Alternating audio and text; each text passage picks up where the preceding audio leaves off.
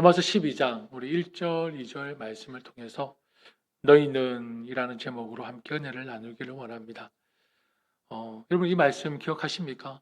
작년 2025년 1월 19일 세 번째 주일 바로 이 본문으로 마음을 새롭게 함으로라는 제목으로 말씀을 전했던 똑같은 본문의 말씀입니다. 올해는 또 하나님께서 또 다른 묵상을 주시고 또 새로운 마음을 주셔서 너희는 이라는 제목으로 함께 말씀을 통해 은혜를 받기를 원합니다. 여러분 새해 이제 2026년 벌써 보름이 지났습니다.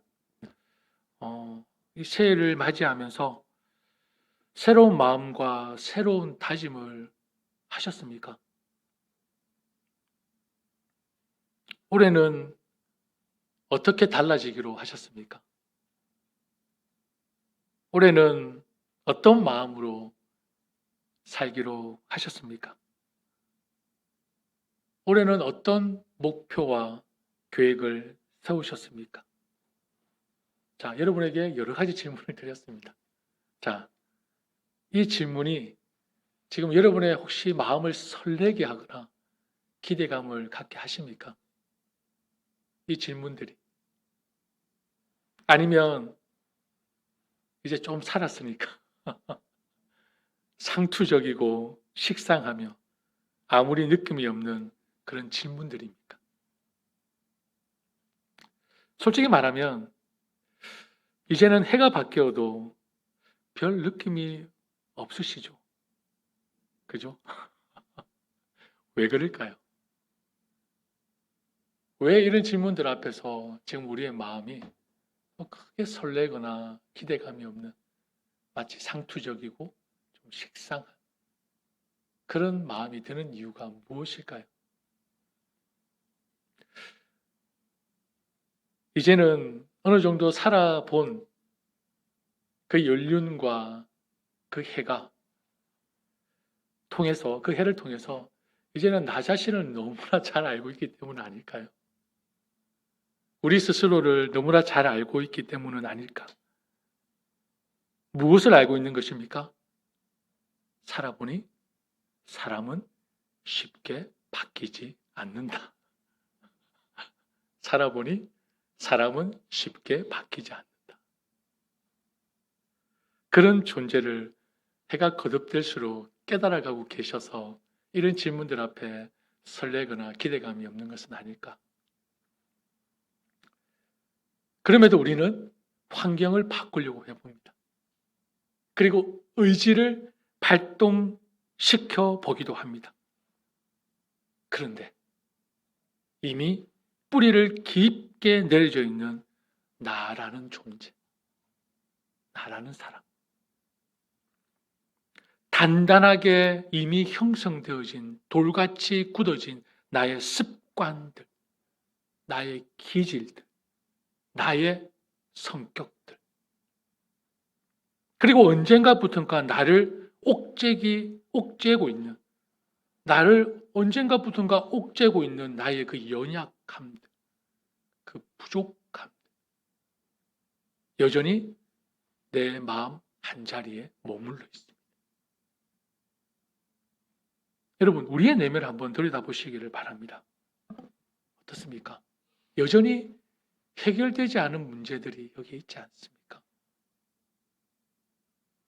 결단하고 다짐했지만 실행에 옮기지 못한 계획들이, 더 오래 사신 분들은 지금 아직 실행되지 않은 계획들이 더 많지 않으십니까? 해마다 다짐을 하고 새로운 계획을 세웁니다. 그리고 여전한 관계의 갈등들, 2025년의 실패와 후회들 여전히 내 안에 남아있지 않습니까? 그래서 이 새해라는 단어는 이제는 설렘과 기대보다는 또 얼마나 열심히 살아야 하는 것일까? 또 얼마나 잘해야 할까라는 부담으로 다가오는 것 같습니다. 이 새해라는 단어가. 또한 여전히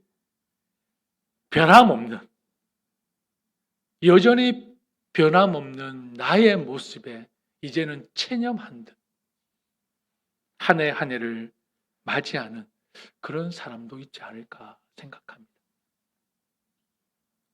사실 제가 부모가 되어 보면서요, 나의 내면의 민낯이 조금 더 잘 보이는 것 같습니다.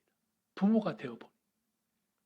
요즘 잠들기 전에 가족들이 식탁에 모여서 감사일기를 쓰고 있습니다. 하루 일과를 마치며 감사를 나누는 그 시간이 참 소중함을 느낍니다. 함께 감사를 나누며 저는 다시 마음을 새롭게 합니다. 그래, 올 한 해는 그래도 목회자의 가정인데 믿음으로 건강하게 세워봐야지. 올 한 해는 사랑하는 아내와 아이들에게 감정적으로 대하지 말고 하나님의 마음으로, 따뜻한 마음으로, 말과 사랑으로 대해봐야지. 이런 마음을 새롭게 감사하기를 쓸 때마다 다집니다.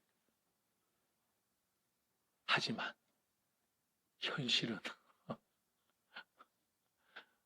다릅니다. 교회 출근해서 일을 하고 퇴근해서 집 현관문을 열고 신발을 벗는 그 순간부터 저의 그 결심은 조금씩 무너지기 시작합니다. 아마 아이들의 눈에 비치는 아빠의 모습은 다정한 모습이 아니라 우리 아빠는 피곤한 사람. 집에 오면은 혼자만의 시간을 가지려고 하는 사람.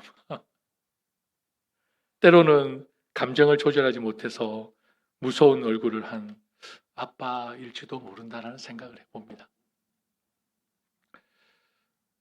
언제가 제일 미안하고 후회가 밀려오냐면 우리 잠든 이한이의 모습을 보고 있으면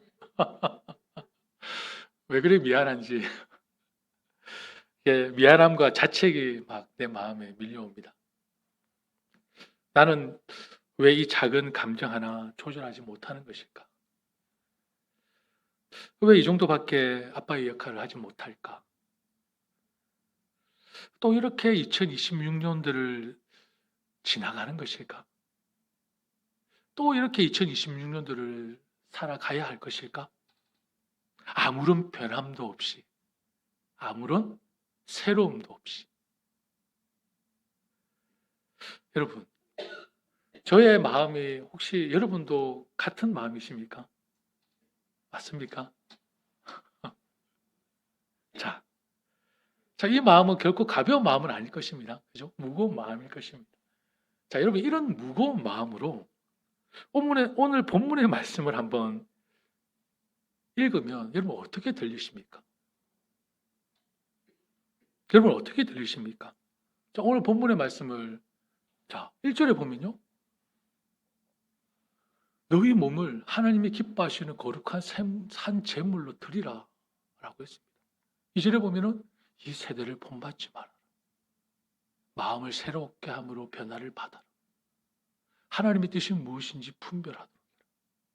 자, 이런 무거운 마음으로 오늘 이 본문을 같이 읽었습니다. 자, 여러분 어떻게 들리십니까? 막 은혜가 밀려오십니까? 막 내 마음이 성령이 충만해지십니까? 살아계신 하나님의 말씀입니다.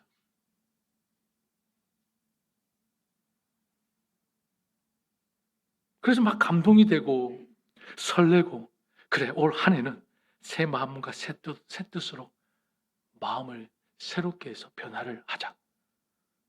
올해는 작년보다는 조금 더 건강하게 멋지게 살아야지. 분골쇄신하고 백골난망해서 하나님을 더 사랑하고 더 가까이 하고 더 예배하는 한 해가 되어야지. 그래 세대를 본받지 말라고 했으니까 세상과 타협하지 않고 오직 하나님만 바라봐야지. 하나님의 뜻을 분별하기 위해서 말씀과 기도에 힘써야지. 어떻습니까?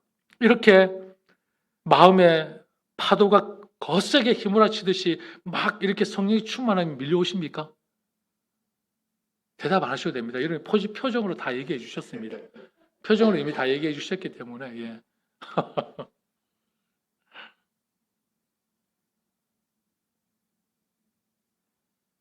아니면, 아이고, 또 저 소리야. 매번 똑같은 소리. 살아계신 하나님의 말씀인데, 혹시 잔소리처럼 들리지 않으십니까? 아이고, 하나님 그만하십시오. 그만 때리십시오. 하나님의 채찍질처럼, 책망처럼 들리지 않으십니까?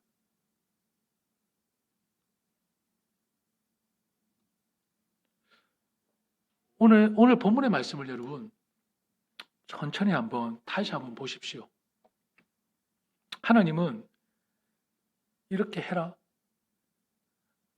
산 제물로 드려라. 세대를 본받지 말아라. 마음을 새롭게 해라. 그리고 하나님의 뜻이 무엇인지 분별해라. 이렇게 해라. 명령하기 전에 먼저 우리를 부르셨습니다. 어떻게 부르십니까? 그러므로 형제들아, 내가 하나님의 모든 자비하심으로 너희를 라고 부르고 계십니다. 뭘 하라 이전에. 두 번째 똑같아요.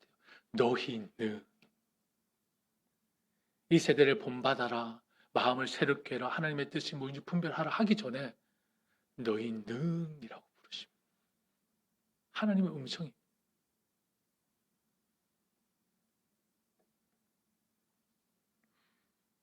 하나님은 무엇을 하라고 하기 전에 먼저 너희는 이라고 부르고 있습니다. 그러면 하나님이 부르시는 이 너희는 과연 누구일까요? 누구일까요? 대단히 믿음 좋은 사람을 말할까요? 아니면은 마음의 새로움을 받을 필요가 없는 온전한 마음을 가진 사람을 얘기할까요? 이미 성공한 사람을 하나님께서 부르시는 너희일까요? 아닙니다. 여기서 너희는 뭐라고 되어 있죠? 내가 하나님의 모든 자비하심으로 너희를. 뭡니까 너희는? 하나님의 모든 자비하심을 입은 사람들을 부르고 계시는 것입니다. 하나님의 은혜를 입은 사람들입니다. 자격이 없는데도 하나님의 은혜로 선택받아 그분의 자녀가 된 바로 저와 여러분임을 믿습니다. 아멘. 먼저 너희는 이라고 부르고 계십니다. 하나님의 자비하심을 먼저 입은 사람, 하나님의 은혜를 입은 자들에게 너희는 이라고 하고 있습니다. 하나님은 이렇게 해야, 이렇게 살아야 내 백성이 된다고 조건부를 제시하지 않으셨습니다. 이미 나의 백성 된 너희에게 이제 이런 새로운 삶의 길이 열려 있다라고 우리를 초대하고 계시는 것입니다.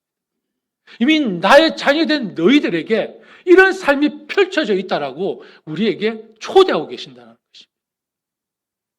책망이 아니라 그럼 뭐죠? 사랑이며 우리를 향한 보호하심입니다. 너희들이라는 부르심은 정죄가 아니라 우리에게 소망을 주시는 말씀이십니다. 최근 제가 감사학교 그 목장을 위해서 읽고 있는 책이 있습니다.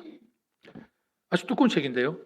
80년 동안 연구의 결과를 모아놓은 책인데 제목은 세상에서 가장 긴 행복 탐구 보고서입니다. 세상에서 가장 긴 행복 탐구 보고서.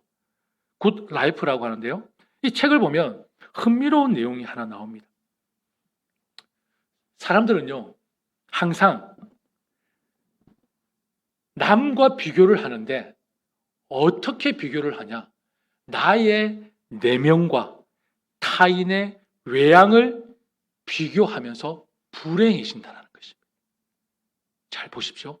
나의 내면과 타인의 외양을 비교하면서 불행해진다는 것입니다. 이해가 되십니까? 이해되시죠? 남들의 그 화려한 겉모습, 우리는 그들의 마음과 그들의 내부를 볼 수는 없습니다, 여러분. 그들의 화려한 겉모습, 그들의 화려한 그런 외형, 그런 겉모습과 그런 보여지는 외적인 모습과 나의 초라한 속마음을 비교하며 내 인생은 왜 이럴까? 라고 자신을 지적한다는 것입니다. 내 인생은 왜 이럴까? 하지만 이 책은요, 이렇게 조언합니다. 이렇게 조언합니다. 좋은 삶은 수많은 일이 일어나는 복잡한 삶이며 누구나 이런 삶을 살 수 있다. 좋은 삶. 인생을 완벽하게 만드는 방법은 없다. 풍요로운 삶은 우리를 힘들게 하는 것들을 통과하며 완성되기 때문이다. 이 책에 이런 글귀가 있습니다. 그대로. 여러분, 저는 오랫동안 25년이라는 세월을 목회를 했습니다. 사역을 했습니다. 수많은 젊은이들과 또 청장년들을 만났습니다. 그걸 얼마나 많은 상담을 했겠습니까? 우리가 보는 것과는 완전히 다릅니다. 그들의 내면과 그들의 속삶은 다르다고요. 눈에 보이는 것이 전부가 아니라.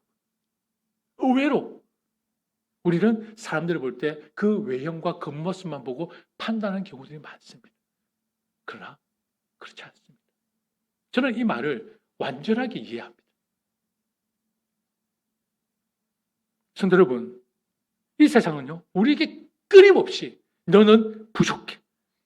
더 노력해서 너의 가치를 증명해. 라고 속삭입니다. 우리를 세상의 부속품이나 소모품처럼 여긴다는 것입니다. 하지만 하나님의 말씀, 복음은 완전히 다릅니다. 하나님은 우리의 인생이 복잡하고 흔들리고 힘들다는 것을 다 알고 계십니다. 잊지 마십시오. 하나님 다 알고 계십니다. 우리의 삶의 일거수일투족을 다 알고 계십니다. 그리고 그 복잡한 삶 한가운데 있는 우리를 향해 너는 이 세상의 부속품이나 소모품이 아니라 나의 소유다. 내 백성이고 내 사랑하는 자녀다라고 항상 옆에서 말씀해주고 계십니다. 하나님. 여러분의 가치는 보여지는 상태에 의해서 결정짓지 말라는 것입니다. 오늘 영상을 보니까 이런 영상이 있더라고요. 이미 일부 예배 때 사용해서 돈이 이렇게 됐습니다. 일부 예배 때 사용해서. 여러분, 이 100불짜리가 좋죠, 여러분. 돈이 지금 돈입니다. 우리 교회 성도들은 전혀 감정이 없으신가 봐요. 뭐 돈을 꺼내는데도 뭐 전혀 100불짜리를 이제는 뭐 요동하지도 않으십니까? 뭔가 170회를 들고 와야 됩니까? 100불짜리입니다, 여러분. 20불짜리도 아니고 100불짜리입니다. 여러분, 100불짜리가, 여러분, 제가 이렇게 해서 땅에 이렇게 버렸습니다. 버리면, 여러분, 안 주고 가시겠습니까? 100불짜리를. 죽죠. 왜요? 우겨져도 100불의 가치는 그대로입니다. 우겨져서 버려도, 땅에 떨어져도 100불의 가치는 그대로입니다. 여러분, 영상 안 보셨습니까? 유튜브에 빠져 계시지 않습니까? 그래요? 그럼 어떤 유튜브를 보시길래? 저는 어느 한 교수님께서 학생들에게 가르치면서 이거를 사용하시더라고요. 상당히 인사이트가 있었습니다. 제가 돈 좀 주겠습니다. 이 100불짜리인데 이거. 예. 예. 여러분, 100불짜리가 우겨져서 땅에 떨어졌다 하더라도 그 100불짜리의 가치는 그대로입니다. 손상되지 않습니다. 여러분, 우리의 가치는 우리의 상태에 달려있는 것이 아닙니다. 그것이 나의 성공했냐, 성공하지 못했냐. 내가 감정 조절을 잘했냐, 감정 조절을 못했냐가 문제가 아닙니다. 그게 아니라 여러분이 지금 누구 안에 있는가, 누구 소유인가를 기억하십시오. 여기 구겨진 이 100달러짜리가 있다고 해서 그 가치가 사라지지 않는 것처럼 하나님의 주인 되신 여러분의 인생은 그 자체로 존귀한 인생입니다. 아주 가치가 있는 인생입니다. 잊어버리지 마십시오. 이걸 놓치는 순간 우리는 계속 세상과 비교하게 되고, 그리고 그 사람의 외양과 비교하게 되며, 그리고 또 더 좋고 큰 교회와 비교하게 되는 것입니다. 교회도 요즘 경쟁 시대지 않습니까? 참 안타까운 현실입니다. 왜 교회가 교회끼리 경쟁하는지 모르겠어요. 가정과 가정, 교회와 교회, 이상하게 경쟁 구도가 되어버렸습니다. 내 자녀는 더 해줘야 되고, 내 가정은 뭔가 더 잘 돼야 돼요. 우리 교회도 마찬가지. 여러분, 그게 아니라고. 거기에 가치가 있는 게 아니에요. 여러분, 성경에서 참 우리의 모습과 가장 닮은 인물을 뽑으라고 한다면 여러 개 있겠지만, 참 오늘은 베드로를 한번 소개해드리고 싶습니다. 베드로. 그는요, 늘 큰 소리 쳤습니다. 뭐라고 큰 소리 쳤을까요? 같이 읽어볼까요? 베드로가 예수님께 말하였다. 비록 모든 사람이 다 주님을 버릴지라도 나는 절대로 버리지 않겠습니다. 호언장담했습니다. 모든 사람이 다 주님을 버릴지라도 나는 그냥 버리지 않겠습니다가 아니라 어떻게 해요? Never. 절대로.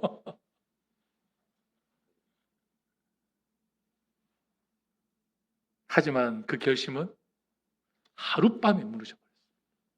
하룻밤에. 그것도 예수님을 3번이나 부인하고. 여러분, 베드로가 3번이나 부인했을 걸 알았을 때에 자기를 어떻게 생각했을까요? 아마 자기를 쓰레기처럼 생각했을 것 같습니다. 그렇게 3년을 믿고 따랐던 예수님을 3번이나 호언장담했는데 3번이나 하룻밤에 부인하고 자신이 얼마나 쓰레기 같았겠습니까? 나는 자격 없어. 난 실패자야. 와, 내가 이렇게까지 밑바닥인 줄 몰랐어. 아마 그렇게 자책하지 않았을까요?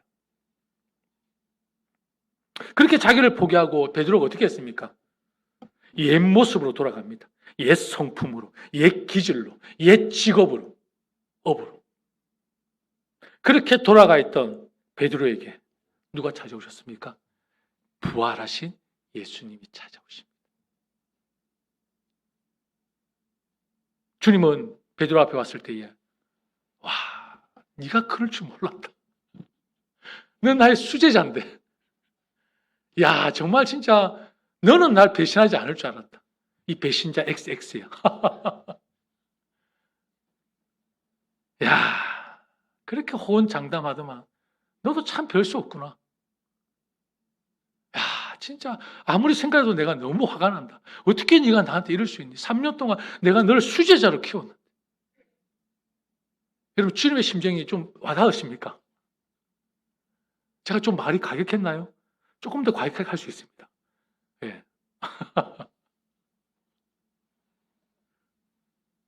여러분, 이렇게 예수님은 베드로에게 찾아가셔서 따지지 않으셨습니다.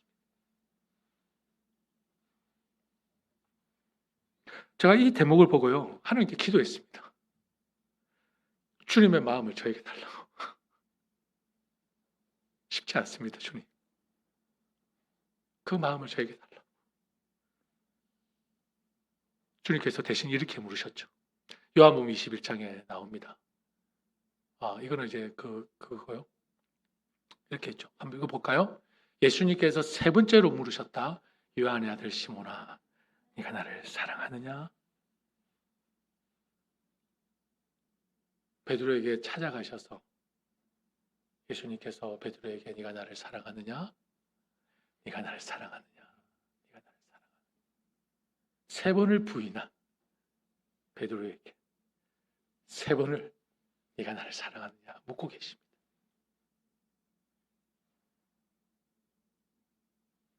여러분, 뭘까요? 네가 나를 사랑하느냐? 왜 그렇게 질문을 하셨을까? 곰곰이 생각해 보니까요. 예수님은 베드로의 그 실패보다 베드로를 향한 예수님의 사랑이 더 크다라는 것을 보여주셨습니다. 베드로, 네가 실패한 그 실패보다 내가 너를 사랑하는 그 사랑이 더 크다. 그래서 따지지 않으시고 네가 나를 사랑하느냐? 네가 나를 사랑하느냐? 유한의 아들 시몬아, 네가 나를 사랑하느냐?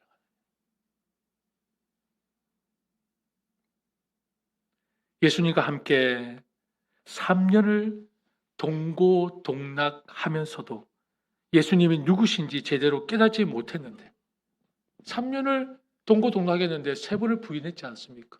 3년과 함께 있으면서도 예수님이 누구신지 제대로 깨닫지 못했는데 이렇게 완전히 밑바닥까지 실패하고 넘어져서 자신의 그 내면 밑바닥을 보고 나서야 그제서야 베드로는 어떻게 했습니까? 마음이 새롭게 되었습니다. 마음이 변했습니다.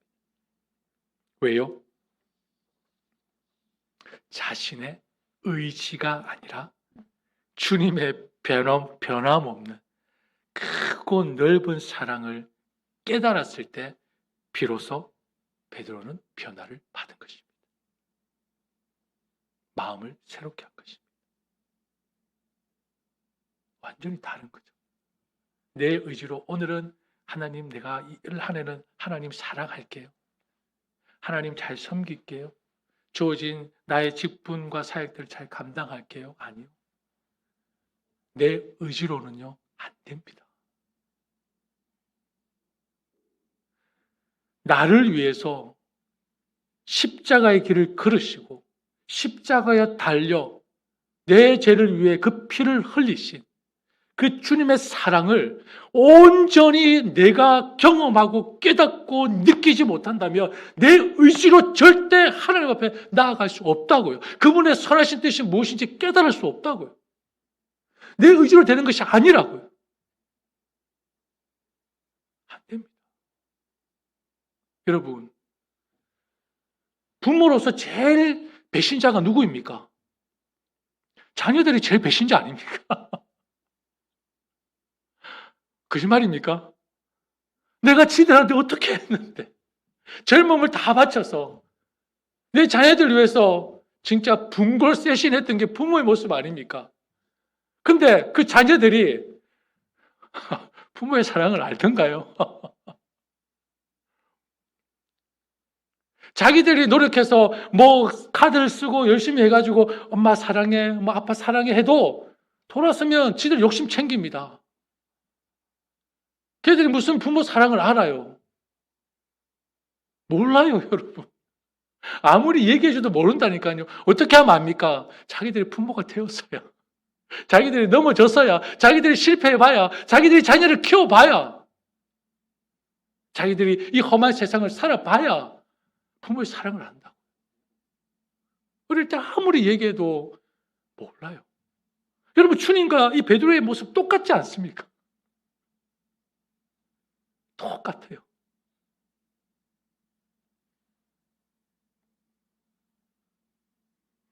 하나님의 사랑이 내 안에서 요동치지 않으면 우리가 뭘 한들 다 지쳐버립니다. 힘듭니다. 아픕니다. 상함이 있습니다. 예수님께서 왜 베드로에게 따지지 않으셨습니까? 내 사랑이 더 크다. 너 실패해도 괜찮아. 넘어질 수 있어. 네가 나를 사랑하느냐?